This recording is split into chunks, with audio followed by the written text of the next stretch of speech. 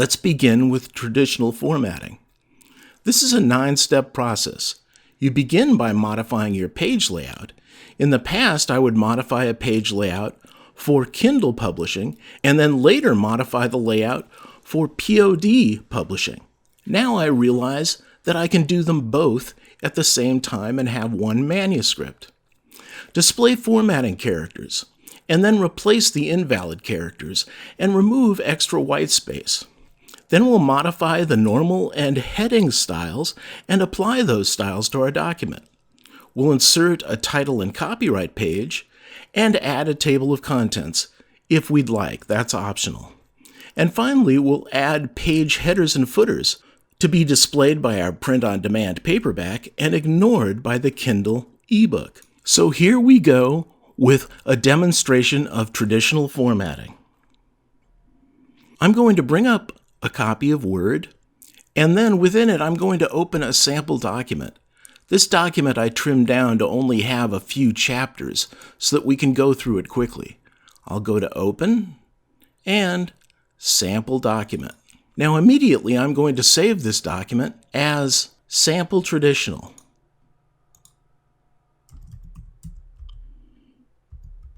And we'll go to the DocX style, the latest format. Step 1 is to format our page dimensions. We do this through the Layout menu item. Choose Layout and choose Size. Now size doesn't matter to Kindle publishing because it's going to make it the size of whatever screen is reading it. This is primarily for setting print-on-demand paperback dimensions, and you want to set it to the dimensions you want to use.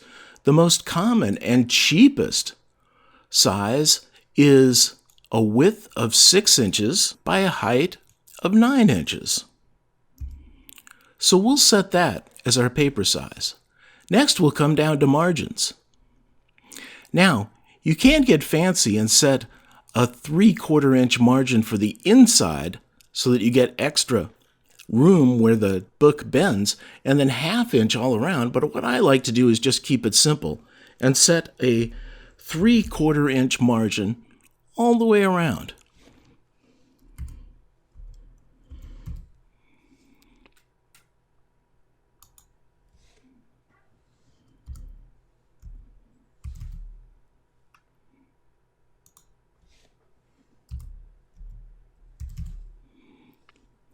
There we go. We've just set our page layout.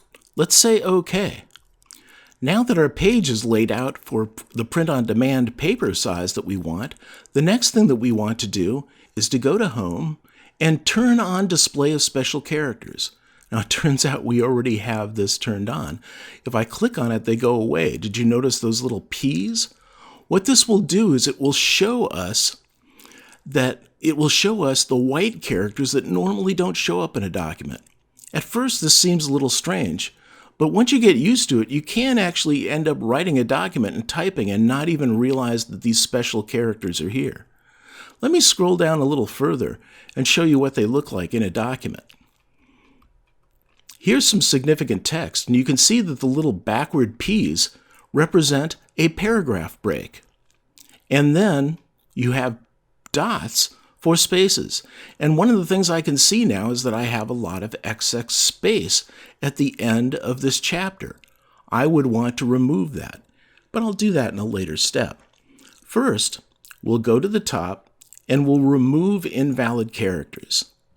Now, the invalid characters that you can have in a document include the tab character and extra spaces.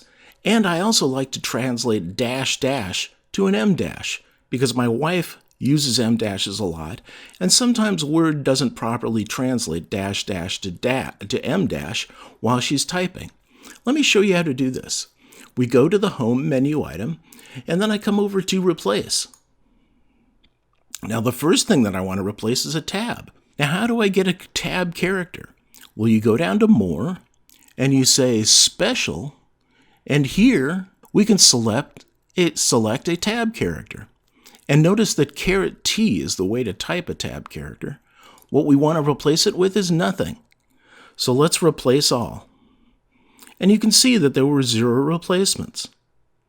The next replacement that I want to do is I want to take dash dash and I want to replace that with an M dash. Again, to get the M dash, we open up more or less here, and we go to special, and we say, give me an M dash.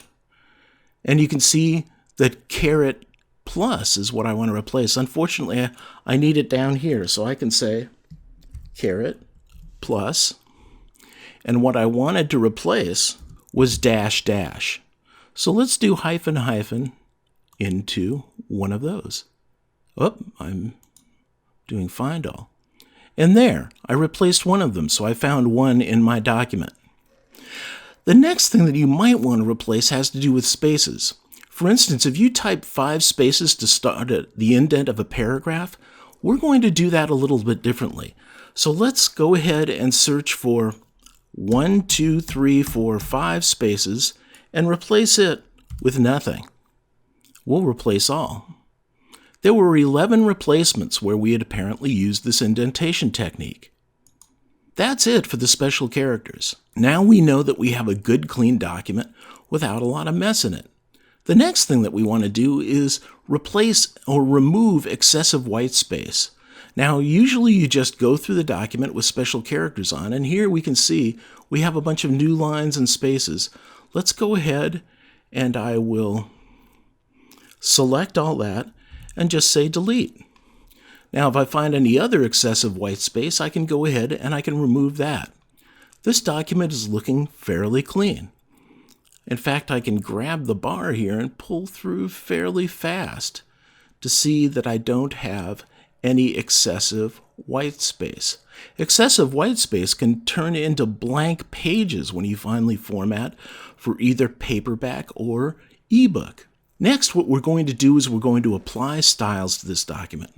Now, in some cases, to create chapter headings and paragraphs, which is what we're most of the time styling, what you would do is maybe select your headers and make them bold and so on, and use extra spaces to separate them from the document. But a better way to do it is through styles. Let me show you how this works. If I go to Home, and by the way, you want to pin your menu up here while you're doing this by hitting the little pin. That will keep the ribbon around so that you can see its contents. If I go to this chapter, I can see, or this paragraph, I can see that it's of normal style. Now I can change the style. The style happens to be 5 indents for the first line of a paragraph. Let's say I'd rather use blank spaces in between my paragraphs. I would right-click on Normal, go down to Modify, and say, okay, I want it to be Times New Roman and 12 is good. It's non-bold, it's left justified, and it's single-spaced. This is all good. Now let's go to Format, Paragraph. Here, on indents and spacing, is where maybe I'd want to have it. Notice this special. This is the way that we get an indent on the first line. We say first line, indent 1/3 of an inch. If I take this and I say none, then notice the sample down here. My indent goes away. Now this would just run one paragraph into another, which would be annoying. So what I'm going to do is I'm going to put 12 points before and after a paragraph. Now let's go ahead and say OK and see what happens to our document. Here you can see that now our paragraphs are all left justified and they have one space in between. Let's set it back to the way that we had it before. I right-click on Normal. I go to Modify. This is all fine. The Times New Roman and 12, I like it. I go down here to the Format tab. I pick Paragraph. And this time I get rid of the excess space between the paragraphs. I'm going to have them butt right up against each other. And I say, first line, give me an indent of 0.33 inches. And then I say OK, and I apply that. And notice how our paragraphs are back to the way they were, indented. Now, if I ever just want to have a new paragraph, I just press return, And notice it's automatically indented 5 for me, so I don't have to type 5 spaces. The next thing that we want to format, and usually the only other format that I use, is for my head levels. Here, if I click on it, I can see that this is a heading 1. Now let's right-click on that heading 1 and modify it and see how it's been formatted. First of all, it's Times New Roman 14 instead of 12, and it's bold, so you knock it up just a little bit to make it emphasized. Next, we want to go to Format, Paragraph, and notice this. We could actually put after a heading some extra space. Instead, I've been putting a blank line. It's your choice as to whether you put a blank line after a header or you put some extra space. Then you don't need to put the blank line. I'm going to use the extra space. And also notice this, that I've taken the special, which would have been first line indent, and I made it none, so it doesn't indent. Let's go OK. Now you can see we have a little bit of extra space here. I don't need this, so let's go ahead and get rid of that. We have the space built into the style.